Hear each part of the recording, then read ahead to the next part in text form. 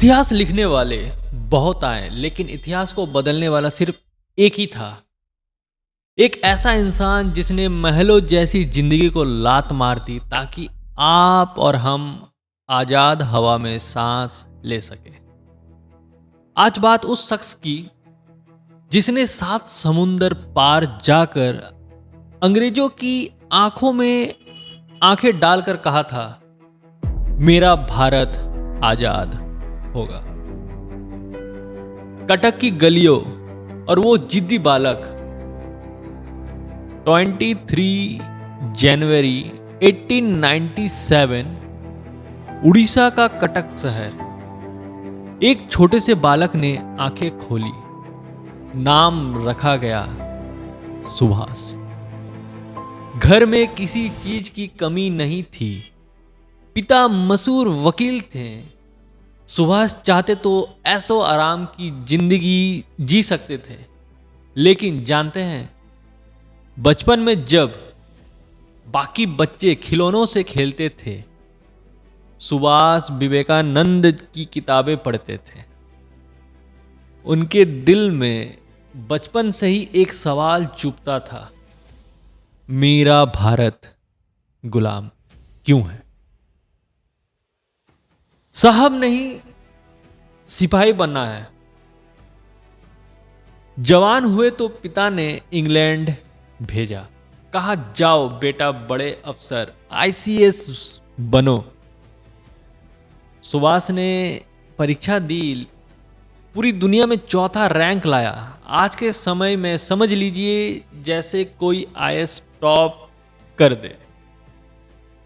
सब खुश थे, लेकिन सुभाष, उन्होंने उस सुनहरी नौकरी को ठुकरा दिया।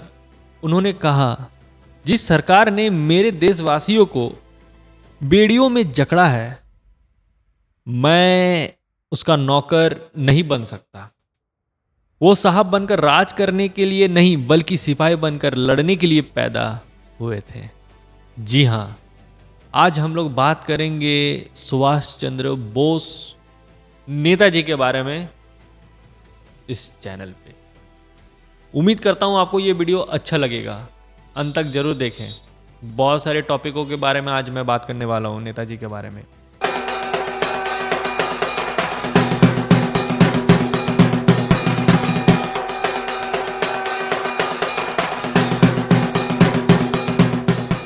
अगर भारत की आजादी की लड़ाई एक देह है, तो बंगाल उसका दिल था, और उस दिल की धड़कन थे हमारे सुभाष चंद्र बोस।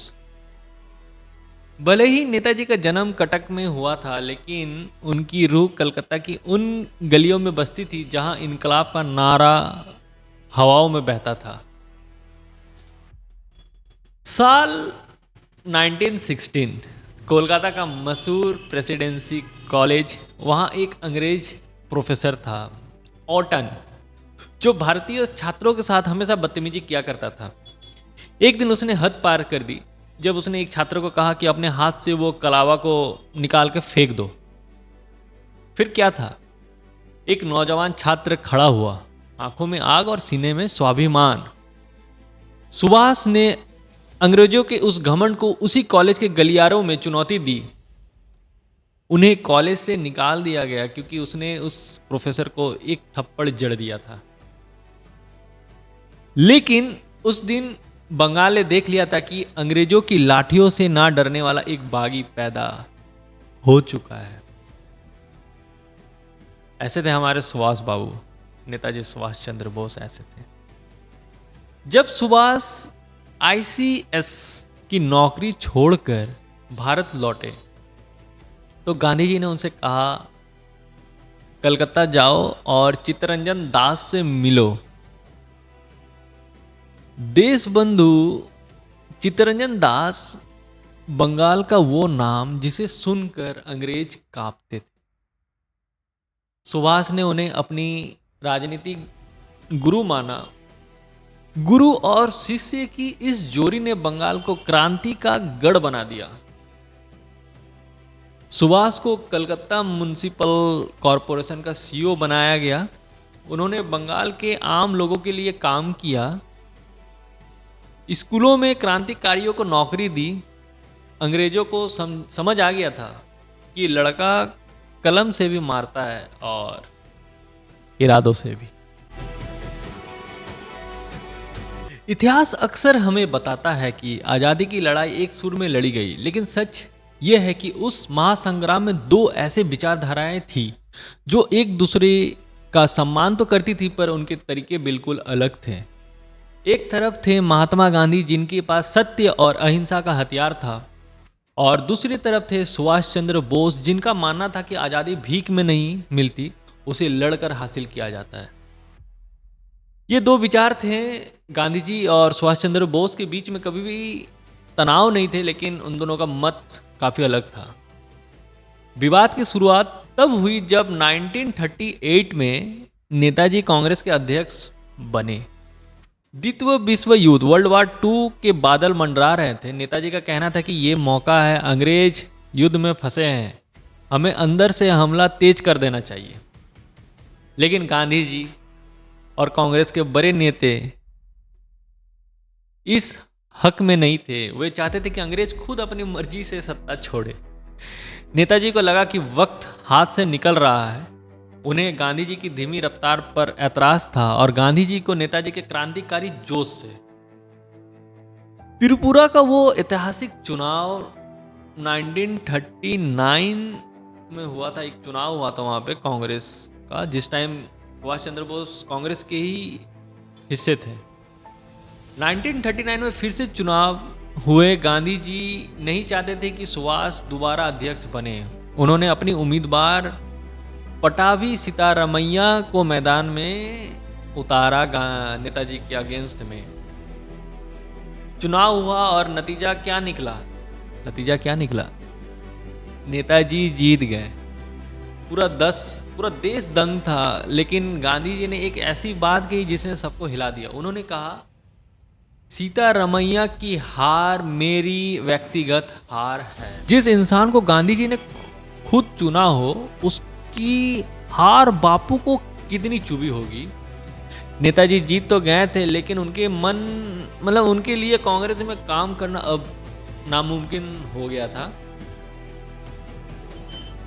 उन्होंने फिर क्या किया? नेताजी ने देखा कि कांग्रेस की वर्किंग कमेटी उनका साथ नहीं दे रही थी। वे अध्यक्ष तो थे, लेकिन अकेले पड़ गए थे। 29 अप्रैल 1939 वो दिन जब नेताजी ने भारी मन से कांग्रेस से इस्तीफा दे दिया। उन्होंने कहा, मैं पद से हट सकता हूं, लेकिन देश की आज़ादी की लड़ाई से नहीं। उन्होंने कांग्रेस छोड़ी और बनाई अपनी नई राह, जिसका नाम दिया गया फॉरवर्ड ब्लॉक। 1941 द्वितीय विश्व युद्ध की आग पूरी दुनिया में फैली थी। एक तरफ नाजी जर्मनी का खौफनाक तानाशाह एडोल्फ हिटलर था, जिसे पूरी दुनिया कांपती थी, और दूसरी तरफ था भारत का वो वीर जो अपनी मातृभूमि को आज़ाद कराने के लिए शैतान के घर में घुसने का दम रखता था। असली हिटलर की पहचान कैसे की सुभाष चंद्र बोस ने, आइए जानते हैं। नेताजी बर्लिन जर्मनी में थे। हिटलर से मिलना आसान नहीं था। कहा जाता था कि हिटलर ने अपनी सुरक्षा के लिए कई सारे हमशक्ल बॉडी डबल पाल रखे थे। जब मुलाकात का वक्त आया तो कमरे में एक शख्स आया जो बिल्कुल हिटलर की तरह दिखता था। सब खड़े हो गए, लेकिन नेताजी अपनी कुर्सी पर बैठे थे। फिर दूसरा आया, नेताजी ने फिर कोई हलचल नहीं की। अंत में जब असली हिटलर कमरे में दाखिल हुआ तो नेताजी खड़े हुए और हाथ बढ़ाए और बोले, I am Subhash from India. Hitler हैरान रह गया। उसने पूछा, आपने मुझे कैसे पहचाना? नेताजी ने मुस्कुराकर जवाब दिया, बाकी लोग हाथ मिलाने आए थे, लेकिन आप हाथ मिलाने के लिए रुके थे। एक लीडर ही दूसरे लीडर को पहचान सकता है। मतलब जितने भी बॉडी डबल आए थे, तो वो लोग पहले ही हाथ मिलाने के लिए हाथ को आगे कर दिए थे, लेकिन हिटलर जो था वो हाथ नहीं बढ़ाया था। मुलाकात शुरू हुई। हिटलर ने अपनी किताब मीन कैंप में भारतीय के बारे में कुछ आपत्तिजनक बातें लिखी थी। नेताजी ने बिना डरे हिटलर के सामने वो किताब रखी और इसका विरोध जताया। दुनिया का सबसे बड़ा तनासा जो किसी की नहीं सुनता था, उसने नेताजी के निडर व्यक्तित्व को देखकर न केवल अपनी बात वापस ली बल्कि उन पंक्तियों को हटाने का वादा भी किया। हिटलर ने कहा, मिस्टर बोस, आपका साहस आपके आंखों में दिखता है। नेताजी किसी से नहीं डरते थे। ये जीता जागता सबूत है कि हिटलर के पास उन्होंने खुद अकेले वो चले गए भारत के लिए। नेताजी जर्मनी सिर्फ हाथ मिलाने नहीं गए थे, उनके पास एक ठोस प्लान था। नेताजी ने हिटलर से क्या मांगा? उन्होंने उन भारतीय सैनिकों की रिहाई मांगी जिन्हें जर्मनी ने युद्ध में बंदी बनाया था। उन्होंने आजाद हिंद रेडियो शुरू करने की अनुमति मांगी। मैं बोल रहा हूं और मेरे को मतलब ऐसा लग रहा है कि what a legend, really he is legend. और सबसे बड़ी बात, उन्होंने जर्मनी से आजाद हिंद फौज बनाने में सैन्य मदद का वादा लिया। बदले में वादा क्या था? नेताजी ने वादा किया कि जब भारत आजाद होगा तो वो एक मित्र राष्ट्र की तरह व्यवहार करेगा। हालांकि नेताजी कभी जर्मनी के गुलाम बनकर नहीं रहे, लेकिन उन्होंने वादा किया था कि मेरा भारत देश जब आज़ाद होगा तो मैं आपको सर्व करूंगा। और आज़ादी के बाद नेताजी सर्व करने के लिए जर्मनी गए भी थे, हिटलर के पास वो गए भी थे। हिटलर ने नेताजी को वादा करते हुए कहा था, आप एक महान नेता हैं। ये मुलाकात किसी विचारधारा का मिलना नहीं था, बल्कि एक मजबूरी की कूटनीति थी। दुश्मन का दुश्मन दोस्त होता है। इसी सिद्धांत पर नेताजी ने दुनिया की महाशक्तियों को भारत की आज़ादी के लिए इस्तेमाल किया। वे भारत के पहले और आखिरी इंसान थे जिसकी आंखों में आंखें डालकर बात करने की हिम्मत हिटलर में भी नहीं थी। वो एक लौते ऐसे इंसान थे जिससे हिटलर से सब कोई डरता था, लेकिन हिटलर सुभाष बाबू से डरते थे। मतलब आंखों में आंखें डालकर बात करने वाले, मतलब डरते नहीं थे। मतलब आप सोच लीजिए कि मतलब एक ऐसे व्यक्ति सुभाष बाबू जो हिटलर के सामने जाके खड़े हो गए अपने, और उन्होंने जस्ट मतलब ब्रिटिशर से आज़ादी के लिए बोला भी नहीं। एक जो किताब उन्होंने लिखा था हिटलर ने, उसमें जो भी इंडियंस के बारे में लिखा हुआ था उसको चेंज करने के लिए भी उन्होंने कहा वहाँ पे। लेजेंड। इतिहास अक्सर वो होता है जो हो चुका होता है, लेकिन कभी कभी इतिहास वो भी होता है जो हो सकता था। आज हम एक ऐसे सवाल का जवाब तलाशेंगे जो हर हिंदुस्तानी के जहन में है। अगर 1947 में नेताजी सुभाष चंद्र बोस भारत में मौजूद होते तो क्या आज का नक्शा कुछ और होता? क्या वे खूनी बंटवारा रुक सकता था? 15 अगस्त 1947 में एक तरफ आज़ादी का जश्न था और दूसरी तरफ अपनों के खून से सने सरहदें। लेकिन एक इंसान ऐसा था जिसकी डिक्शनरी में बंटवारा शब्द ही नहीं था। वे थे नेताजी। आजाद हिंद फौज INA को देखिए, वहां मंदिर, मस्जिद और गुरुद्वारा एक ही छावनी में होते थे। वहां शाहनवाज खान और प्रेम सहगल एक ही थाली में खाना खाते थे। नेताजी ने अंग्रेजों की डिवाइड एंड रूल वाली चाल को अपने फौज में ही फेल कर दिया था। इतिहास के गलियारों में एक बात आज भी दबी जुबान में कही जाती है। कहा जाता है कि मोहम्मद अली जिन्ना, जिन्हें कांग्रेस के कई नेताओं पर भरोसा नहीं था, वो भी नेताजी का सम्मान करते थे। जिन्ना ने एक बार इशारा किया था कि अगर सामने सुभाष है तो पाकिस्तान की जरूरत ही क्या है। अगर सामने सुभाष बाबू है तो फिर पाकिस्तान की जरूरत ही क्या है, ये नेताजी ने, ये जिन्ना ने कहा था। नेताजी इतने बड़े दिल के इंसान थे कि उन्होंने कहा था, यहां तक कह दिया था, अगर भारत को टूटने से बचाना है तो जिन्ना को आजाद भारत का पहला प्रधानमंत्री बना दो, मुझे मंजूर है। नेताजी के लिए पद छोटा था और अखंड भारत सबसे ऊपर था। मतलब सोचिए 1947 का वो साल, भारत के गलियों में दंगे हो रहे थे, अंग्रेज जाने की तैयारी में थे। तभी खबर आती है कि नेताजी भारत के सीमा पर खड़े हैं। क्या जिन्ना अलग देश की जिद कर पाते?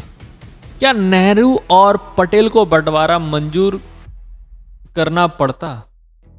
शायद नहीं, क्योंकि उस वक्त भारत की सेना, पुलिस और आम जनता सब सिर्फ एक ही नाम पर मर मिटने को तैयार थे, सुभाष। अंग्रेज जिस फौज के दम पर भारत पर राज कर रहे थे, उस फौज ने नेताजी को अपना असली सेनापति मान लिया था। अगर नेताजी होते तो अंग्रेज को बिना शर्त भागना पड़ता और भारत एक रहता, अखंड रहता। किस्मत का खेल देखिए, जिस इंसान ने देश को जोड़ने के लिए अपनी पूरी जिंदगी लगा दी, वही देश की आजादी और बंटवारे के वक्त गायब था। आज भी जब हम नक्शे पर उस लकीर को देखते हैं तो दिल पूछता है, काश नेताजी उस वक्त होते। पर शायद नेताजी की सबसे बड़ी विरासत यही है कि हम आज भी उनकी एकता और हिम्मत की मिसाल देते हैं। आपको क्या लगता है, अगर नेताजी भारत के पहले प्रधानमंत्री होते तो आज का भारत कैसा होता? कमेंट में अपनी राय इस बारे में आप जरूर दीजिएगा कि अगर बंटवारे या फिर आज़ादी के वक्त में नेताजी मौजूद होते तो फिर आज का भारत कैसा होता।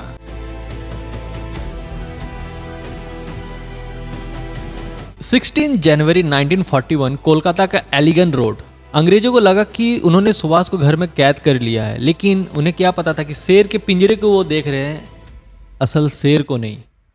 रात के 1:30 बजे नेताजी मोहम्मद जियाउद्दीन का भेष धारा, लंबी दाढ़ी और आंखों पर चश्मा, अपने भतीजे शिशिर बोस के साथ अपनी बेबी हिंदुस्तान वांडरर कार में सवार होकर वो अंधेरे में ओझल हो गए। वो पहुंचे गोमो स्टेशन, झारखंड। यही वो जगह थी जहां से उन्होंने हावड़ा कालका मेल पकड़ी और अंग्रेजों की सत्ता को हमेशा के लिए पीछे छोड़ दिया। आज उसी महान क्रांतिकारी के सम्मान में गोमो स्टेशन का नाम नेताजी सुभाष चंद्र बोस गोमो रखा गया है।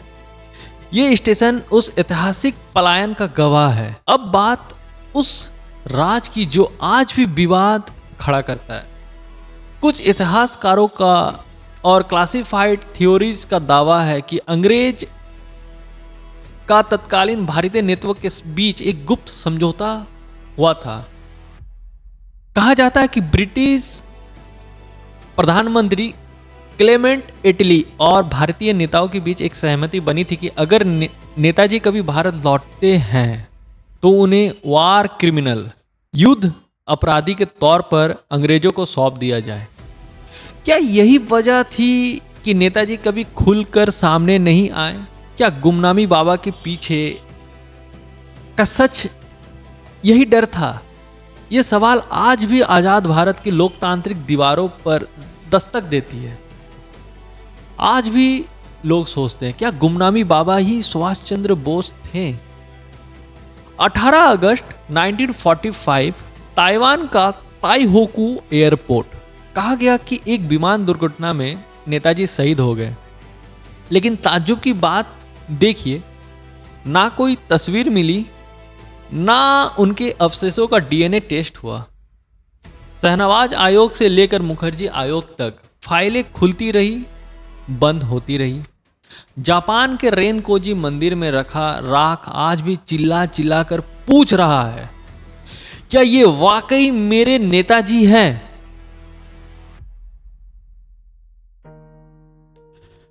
आपको क्या लगता है? इसका राय आप जरूर कमेंट बॉक्स में बताइएगा, जरूर। वो मरे नहीं है, वो आज भी जिंदा है। हर उस जवान के रगों में जो सरहद पर खड़ा है, वो जिंदा है। हर उस नौजवान की दिल में जो अन्याय के खिलाफ आवाज उठाता है।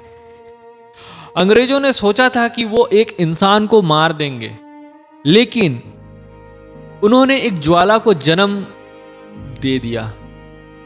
वो एक ऐसा तूफान थे जिसने ब्रिटिश सुल्तनत का सूरज हमेशा के लिए डुबा दिया। हमें नहीं पता कि उनकी आखिरी सांस कहां थमी, लेकिन हमें ये पता है कि उनकी आखिरी आवाज क्या थी। वो आवाज आज भी लाल किले के प्राचीन से टकराती है।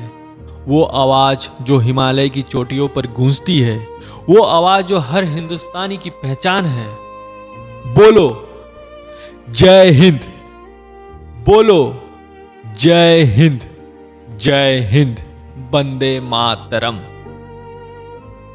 उम्मीद करता हूं आपको इस वीडियो से सुभाष चंद्र बाबू के बारे में काफी कुछ जानने को मिला होगा। आपको क्या लगता है? आप क्या सोचते हो सुभाष बाबू के बारे में? उनके जन्मदिन के उपलक्ष्य पे ये वीडियो अपलोड किया जा रहा है। इस चैनल को सब्सक्राइब करें, लाइक करें, शेयर करें, ताकि इस तरह के और भी इंफॉर्मेटिव वीडियो आपके लिए मैं ला सकता हूं। मेरा नाम शुभम मोदक, और इस वीडियो के साथ और इस चैनल के साथ आप बने रहे। जोहार।